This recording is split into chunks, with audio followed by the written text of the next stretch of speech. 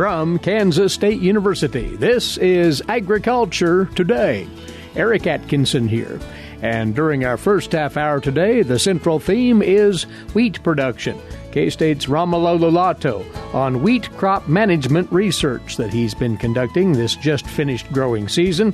Specifically, Romulo looked into variations in variety response to nitrogen applications, and he evaluated the impact of early fungicide applications on wheat productivity.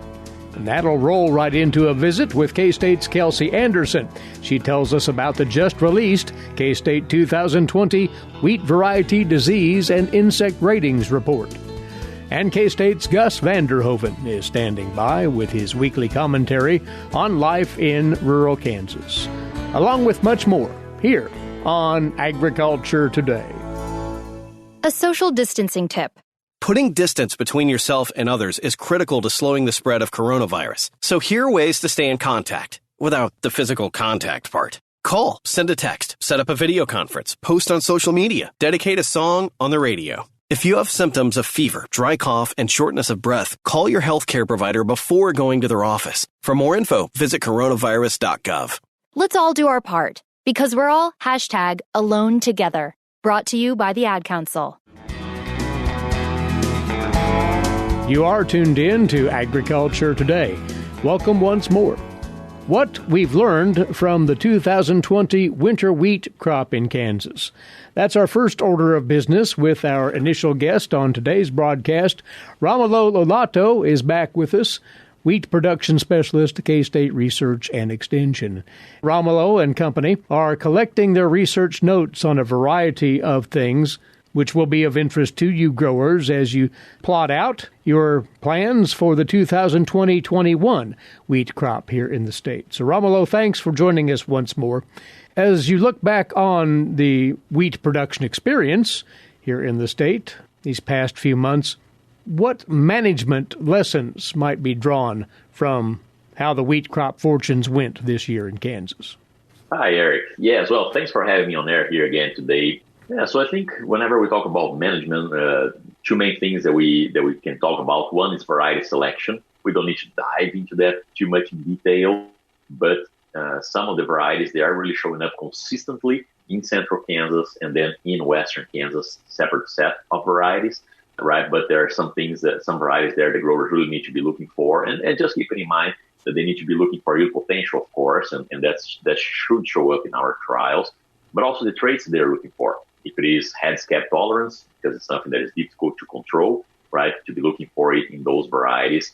Standability, that's very, very important as well. And it is showing up in our data, especially in central Kansas, variety with pretty good standability that are also yielding very well. So variety selection, that's a very important step, and it really is going to set up the yield potential for that season. Now, how we get to the yield potential then comes with other management practices. Say sowing on time. We're doing a lot of planting date studies, and we're really being able to define the optimal sowing date for each part of the state. Nitrogen management, pretty big portion of not only the yield potential of that crop, but also the profitability, right, of that grower. And we have quite a bit of research going on as well, trying to answer, do different varieties require a different strategy when we're managing the nitrogen? Right, and the big focus on nitrogen here is because it's the nutrient that the crop needs the most. So we're trying to answer some of those questions. That interaction of nitrogen and sulfur, we have a pretty big line of research trying to understand that interaction. We're seeing that providing sulfur, especially, of course, in sandier soils, low organic matter, where the crop is more likely to be deficient. Sometimes we're increasing the amount of biomass that the crop can produce. That increases also the amount of nitrogen uptake. So there is an interaction there, right? More biomass, more nitrogen uptake, and then definitely more yields as well. So we have quite a bit of research going on along those lines.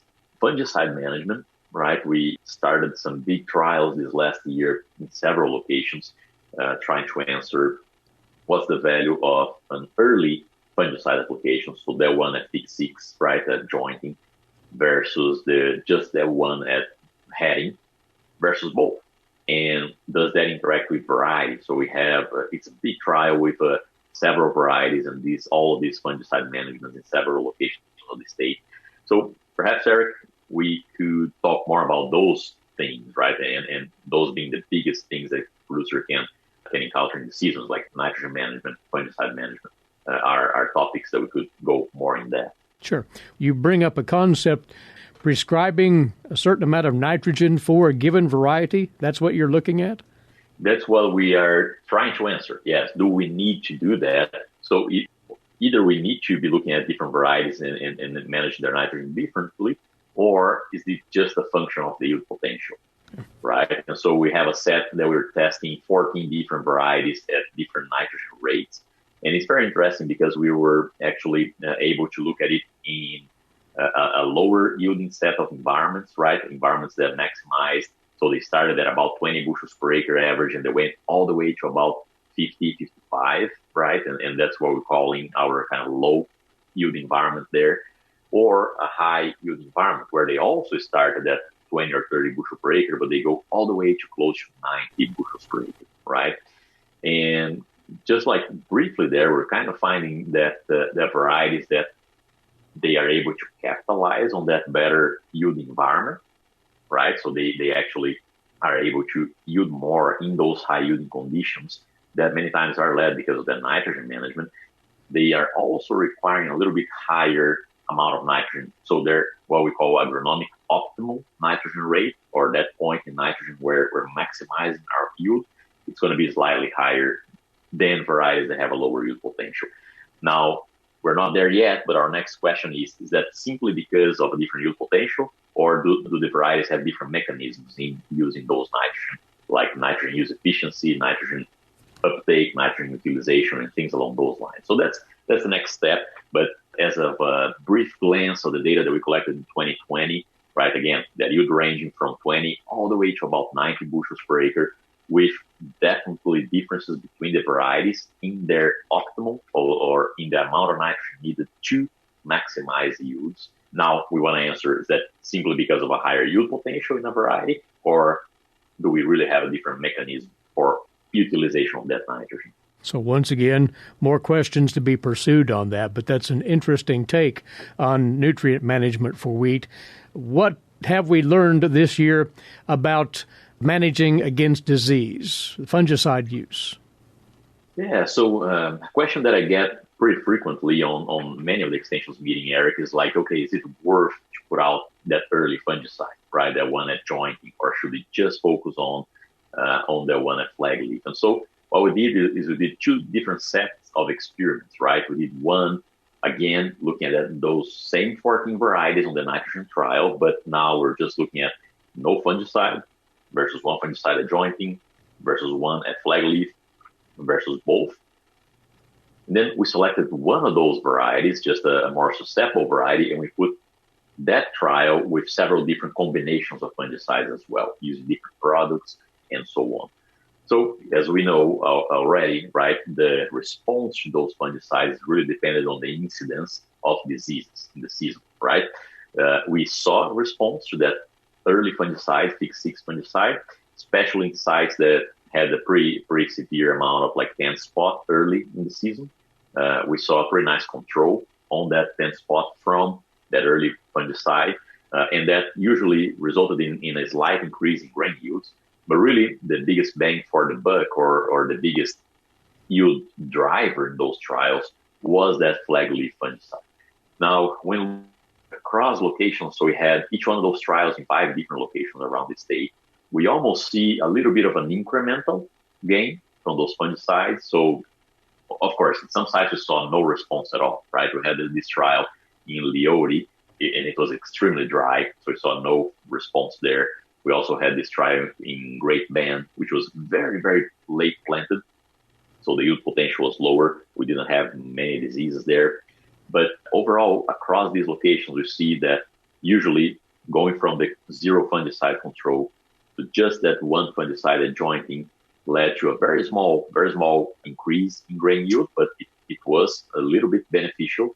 And then if we only had the flag leaf, there was a bigger benefit from that fungicide, and both almost had a little bit of an additive effect, so resulted in a slightly higher yield there. So again, we know that this depends on the variety. Some varieties show no response to that fungicide, but in a susceptible variety, that's the type of response that we were finding. And perhaps you could just give some numbers there so the listener there could have an idea of the type of yield gains that we were having, right? For example, for that no fungicide across 5 locations and across 4 varieties, right? A pretty large data set that we were building. The average yield was 56 bushels per acre with no fungicide.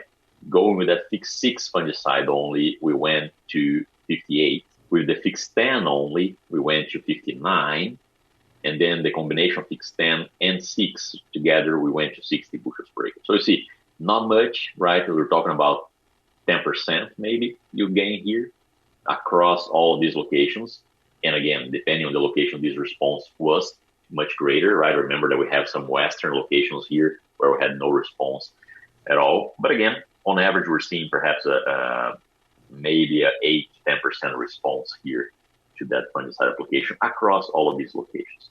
Remembering that depending on the variety, this response was much greater. Depending on the location, this response was much greater as well, or smaller, right? That's just the average. Interesting findings and variations there. So you would invite producers to be watching for that information and factoring it into their plans for this next crop. You would like producers to take full advantage of what you and your team have been working on. Definitely. Yeah. So make sure and follow me on Twitter there at KSU Wheat, or on Facebook as well at KSU Wheat. And as soon as we get this information compiled and processed, we're trying to put that out so the growers can actually have that information as soon as it's out. Romulo, thanks as always. And as we move forward closer and closer to planting time, we'll have you back and talk more about readying for the 2020-21 winter wheat crop in Kansas. Always appreciate your time. Thank you, Eric. Wheat production specialist Romulo Lollato, K-State Research and Extension. And in a moment, we'll pick up on those new wheat disease ratings out from K-State. You're listening to Agriculture Today. What is radon? Home exposure to radon gas is the leading cause of lung cancer death in the United States for non-smokers. In Kansas, 1 in 4 homes will test at or above the EPA action level. The Surgeon General recommends all homes be tested and fixed if necessary. Visit kansasradonprogram.org for more information. Test, fix, save a life. This message brought to you by the Kansas Radon Program, the Kansas Association of Broadcasters, and this station. Agriculture Today is back now, and to pass along information that's highly valuable, hopefully, to you wheat growers as you approach your next plantings in the coming months. The 2020 wheat variety disease and insect ratings are now out from Kansas State University. We will focus here on the disease ratings primarily as we talk about this new publication. Joining us once more is Research and Extension Wheat Disease Specialist at K-State, Kelsey Andersen. Kelsey, your broad overview of wheat diseases in Kansas in the 2020 crop. What pops to mind immediately? Great. Yeah. Well, thanks for having me. So this year, I think it was based, if we looked at the historical averages, I think this year was not a year where we saw a lot of losses overall to many diseases. So we were spared some of these big epidemics we've seen in the past where we had some years we have lots of fusarium head blight, some years we have lots of wheat streak mosaic. This year we had pockets of disease that certainly caused loss, but overall disease had a lower impact than the average. So some of the diseases that we saw were stripe rust. So stripe rust was in many fields, although it only reached kind of epidemic or yield loss levels in certain locations. So that was really good news for the wheat crop this year. We saw a lot of what we call the leaf spotting diseases, so tan spot, septoria in some central and south central Kansas areas. So in a lot of fields that had high residue, some of those leaf spotting diseases are starting to build up. So that's something we're concerned about. And so it wasn't a bad wheat streak mosaic year, but we did see wheat streak mosaic in some severe fields, typically attributed to places that had some volunteer wheat nearby. And then fusarium head blight, although some of the conditions were right, never took off as a really big problem. So overall, I think we were kind of spared across the board, although some farms were hit harder than others. And it's not something that the grower will want to let their guard down on, because diseases will be back invariably. Absolutely not. So part of it was we got lucky with weather that just wasn't quite good enough for some of these diseases like stripe rust and fusarium head blight to take off. So some of that was just good luck, and some of it was decisions that were made defensively. So managing that volunteer wheat, we certainly saw that have a good effect, planting varieties with resistance, and then spraying fungicide at appropriate times. So I think we saw good results from some of those defensive strategies as well. So we shouldn't let our guard down in 2020 for sure. We need to keep these diseases on the top of our mind. And lending to that then this publication, the Wheat Variety Disease and Insect Ratings out of K-State. Tell us how these are put together, if you would, Kelsey. Sure thing. Yeah. So this is a tool that has been put together for many years before I was here, before Eric DeWolf was here. So it's a mix of data that we collect during the year. So we're out scouting and doing lots and lots of ratings on these varieties that are out in the field. And then it's also a mix of private and regional nursery data too. So we compile data from a lot of different sources and we try to consolidate it and put it together in this publication to give kind of the most up-to-date ratings on how these varieties will really respond to the disease pressure that we have here in Kansas. So yeah, this tool is a really good one to look at, especially right now that we're making these decisions about what's going to be planted come October. And the ratings are expressed in several features within this publication. We want to walk through those.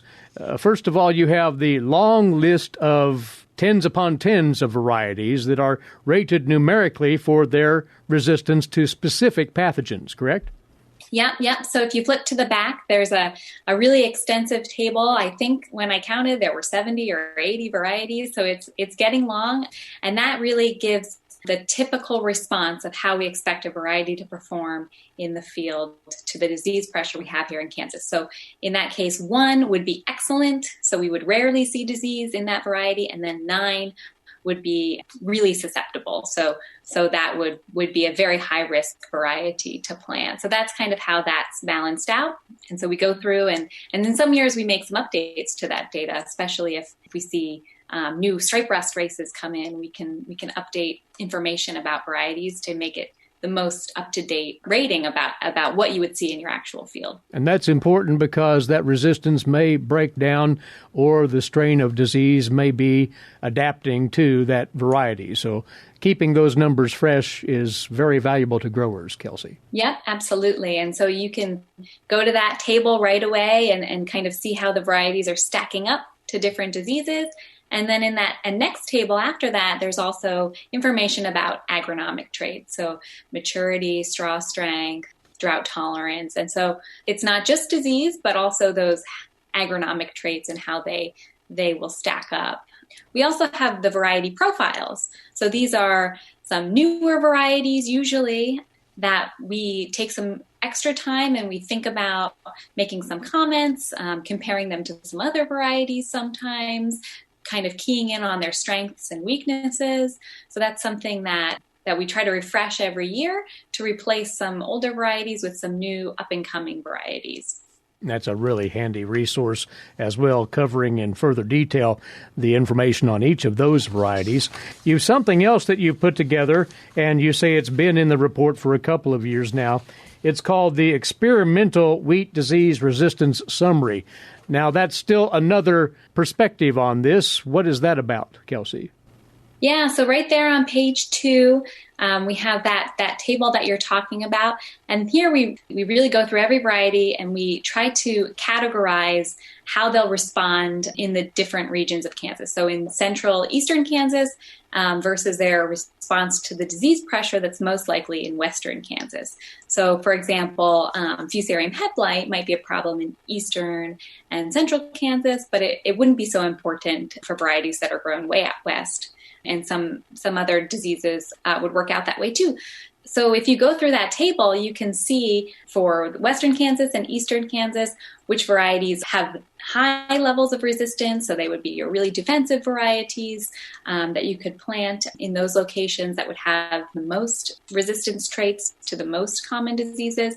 And then the ones at the bottom would have the fewest, the smallest disease package relative to the region. One thing I will point out is even if you do see that variety that looks excellent in eastern Kansas or in western Kansas, it's still important to kind of page to the back of the rating guide and to actually check each of the disease reactions, because sometimes there might be one that would be not so great, or maybe it's tolerant to most diseases, but it's sensitive to Fusarium head blight. So we'd want to, make sure we're ready with a fungicide to control that. So it's just important to go through, if you key in on a couple of varieties, and check really what the numbers are in the back of the book to make that decision. But this hopefully can help narrow down some of those choices. That really is the beauty of this publication. You can cross-reference the information, come up with a comprehensive idea of how a variety or multiple varieties may perform from the disease resistance vantage point. That's how you'd recommend producers utilize this information to do some fairly serious homework on that variety that they're interested in, especially if it's a new line. Kelsey. Yeah, absolutely. This is the place where we can really think about the disease pressure that we've had in the past on our farm and try to come up with some varieties that match our farm agronomically, but also have the disease resistance that would be available. Or if they don't have the disease resistance, say they're very susceptible to stripe rust or leaf rust, we'd have to know in the back of our minds that we might need to pull the trigger on a fungicide application to get the most of that variety. And I think this should be used side by side with those variety performance results. So we should be looking at yield. We should be selecting those top yielding varieties in our regional performance trials, but then also thinking about those disease packages and making a decision that way. So it's a lot of decisions. We understand that. So hopefully we can help with this document, make that a little bit more straightforward. I will note that although we try to include the latest and newest varieties, sometimes there are varieties that just don't make the cut because they're so new and we just don't have enough data. So I know there are a couple of varieties that wouldn't be in there. Hopefully they'll be in there next year, but it's simply we don't have the data to put every single variety in there. So that's something to note. And if you have questions about other varieties, maybe we can answer them in another way. Very well. And you make a point. One wants to couple this information with the wheat variety performance information that K-State has also just released, and we'll be talking about that in more detail later on this week on the broadcast. But how may folks find the wheat variety disease and insect ratings 2020 out of K-State? Kelsey? Yep. So these are right in the K-State bookstore, so it's linked right there. You could find it on last week's e-update. There's a link to it. You can use your Google search bar, and you can find it that way. So that should be a pretty straightforward to find. It really is that easy. Search for 2020 K-State Wheat Variety Disease and Insect Ratings.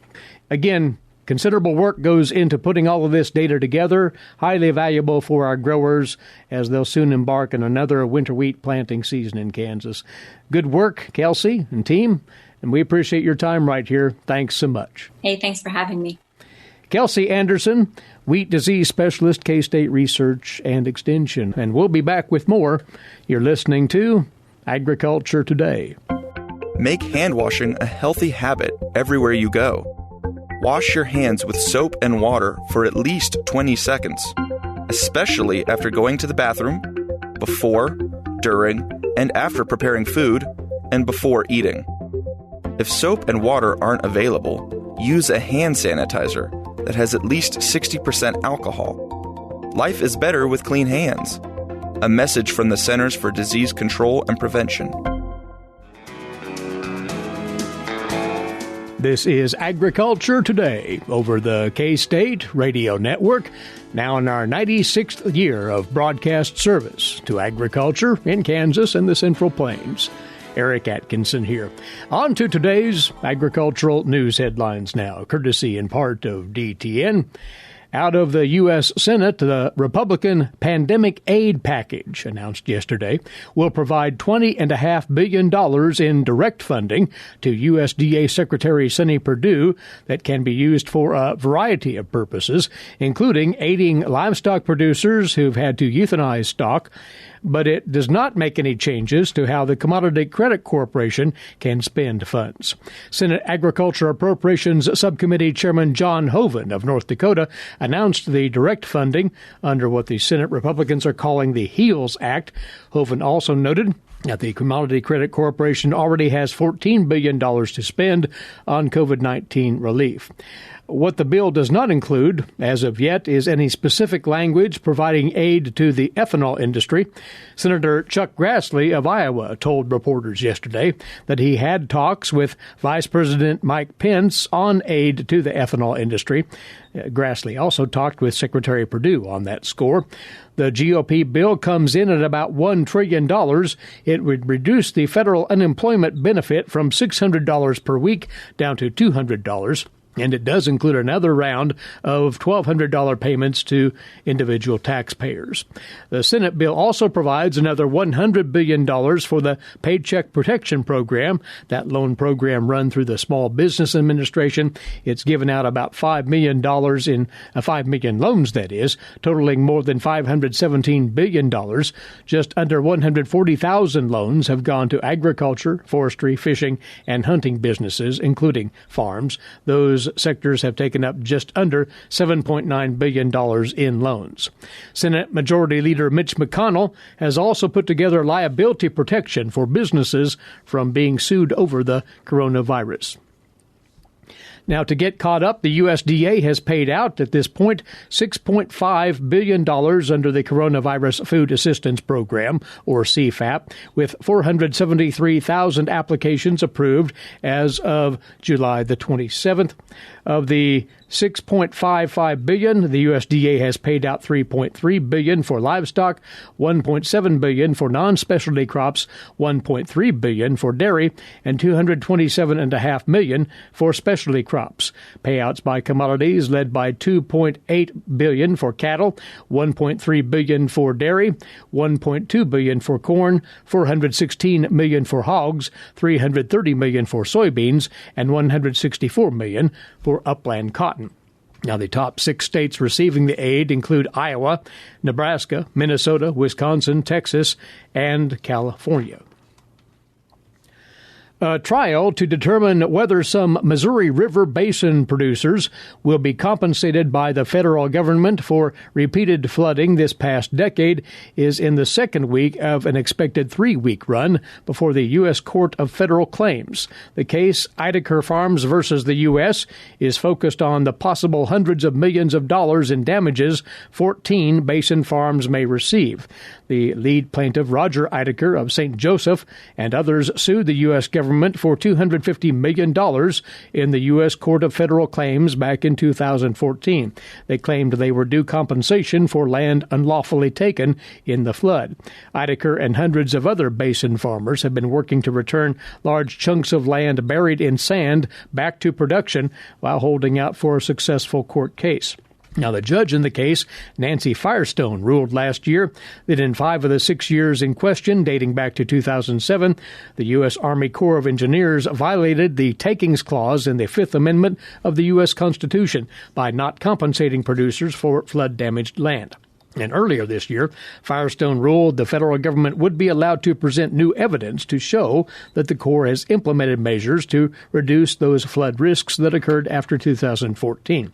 Firestone went on to rule last year that the Corps deprioritized flood control way back in 2004. That year, the Corps instituted the Missouri River Recovery Program to accelerate changes to the river to enhance wildlife habitats. The Kansas Department of Agriculture's Division of Animal Health continues to respond to the vesicular stomatitis virus outbreak that began in south-central Kansas back in mid-June. Scarlett Hagens updates us here, saying that the virus now has expanded to the north and to the east. Positive cases of VSV now have been identified in 22 counties in Kansas. Nearly 95 premises have tested positive for the virus in Allen, Bourbon, Butler, Chase, Cherokee, Coffee, Cali, Elk, Greenwood, Labette, Lynn, Lyon, Marion, Miami, Montgomery, Morris, Neosho, Riley, Sedgwick, Sumner, Wilson, and Woodson counties. In addition, KDA is awaiting laboratory results from symptomatic animals in other counties as the outbreak continues to spread. All premises with confirmed cases of VSV in horses and cattle have been quarantined. Any location with animals showing clinical signs consistent with the virus also are placed on quarantine. A quarantine for VSV lasts for at least 14 days from the onset of symptoms in the last animal on the premises. Quarantines are not lifted until a veterinarian has examined all susceptible animals at the location. More than 90 premises have been released from quarantine since mid-June. It is critical for all livestock operations to vigilantly monitor their animals. Clinical signs include crusted scabs or blister-like lesions in the mouth and on the dental pad, tongue, lips, nostrils, ears, hooves, and teats. The primary way the virus is transmitted is from biting insects like black flies, sand flies, and midges. It also can be spread by nose-to-nose contact between animals. It is recommended livestock owners implement strict fly control measures, do not share equipment, and avoid commingling with animals that may be infected. Anyone who suspects animals may have the virus should contact their local veterinarian, as VSV is a reportable disease in Kansas. I'm Scarlett Hagans. And lastly here, hats off to K-State animal scientists Mike Tokash and Jason Woodworth for recognition they recently received at the American Society of Animal Science this last week. Mike, the recipient of the Fellow Award for Research that was presented at the virtual annual meeting and trade show last Monday. Mike's leadership central to the workings of progressive swine nutrition research here at Kansas State University. And Jason, the recipient of the Society's Industry Service Award. He's been part of the K-State Applied Swine Nutrition team as a researcher as well. So congratulations to both Mike Tokash and Jason Woodworth for that well-deserved recognition. We'll be back after this moment away. You're listening to Agriculture Today. When you are in need of timely, reliable, and trusted information, K-State Research and Extension is here. Whether it's organizing people, information, or resources, they have the necessary tools. Community comes first for K-State Research and Extension. For more information and to connect with your county's extension agents, visit www.ksre.k-state.edu. This is Agriculture Today. Stop, look, and listen. There are so many more stories coming down the creek. That's Gus Vanderhoeven of Kansas State University with comment on life in rural Kansas. Stop, look, and listen. A colleague used those 3 words as an introduction to his radio program on the East Coast. I liked them as being catchy, not because I knew it all. When he no longer did his program because he also came to Kansas, I asked his permission to use them and have used them ever since. And that ever since has been a long time, a very long time. But as I said, I don't use it because I know it all. I like it because there is wonder expressed by it. And that is how I want to keep it. I keep wondering about Kansas, a fascinating state. A week ago, I watched a program on PBS by Nova, learn about North America's geology changes. It is fascinating to see on TV the millions of years being displayed and the changes occurring in landform and land shapes. Once, a long time ago, I could tell you the geological time scale. I knew what it stood for. I still do, but I no longer can repeat or write the times down. But the concept of time is there, and the concept of change and upheaval. The creation of mountains east and west of us, and we are so flat. Even though we're not as flat as people make us out to be. But we were, at one time, an inland sea. That was clearly shown on the TV scene as the different periods moved the earth and formed our continent. When I walk McIntyre Creek slowly and pick up rocks, I can find the imprinted shells of the fossils. I hold them in my hand, turn them over, and I know my land was once sea bottom. Yes, I'm thankful that I can walk and work the land. And yes, I understand that when farmland is passed on from generations, that tradition as well as change is passed on. But each generation is only a steward of the land. But that does not change feelings for the land. Actually, it makes feelings deeper. And that is where stop, look, and listen comes in.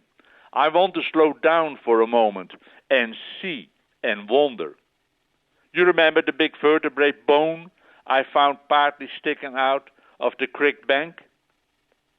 Or the old blue pot my grandson and I dug out close by, showing a sliver of spotted blue enamel? All so very mundane. But what are the stories? And there are so many more stories coming down the creek. The parts of the horse harness with the large rounded brass ball on top I found. The one I found in the creek bank had the wood rotted away.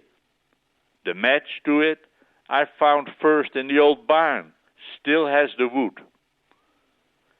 The old wooden barn is gone. Only foundations of the old stone is still there. How come the one part was embedded in the creek, a good half-mile below the old barn? Surely they were used together. So that means that sometime they were no longer used, no longer needed. The tractor had been brought in. I found some huge horseshoes in the old barn. I gave one to my nephew Ernst when he visited us from the old country. I have seen it in his study in his house on the Keizersgracht in Amsterdam. It's hanging above the door in the top with the lid down, so luck stays in it. Who started that fable and tradition to make sure a horseshoe hangs right? Sometimes, just before I fall asleep, I let my mind wander. I'm driving in western Kansas on a clear, starry night. And as I drive in my mind, I see again the lights of the distant towns light up the horizon. But what I really remember is seeing the lights of the silos and buildings which formed the configuration of a huge floating ship on the ocean in the night. There was such a special elevator complex I could see driving to Dodge City, flat country, all dark, and there it was. I never stopped to really take a look. There was no need to, as the empty flat country allowed me to keep watching it in the dark. And having sailed the seas a couple of times and having seen passing ships at night with lights on, I can make that comparison. It's a great feeling to fall asleep with the passing ship in a Kansas night on Kansas land.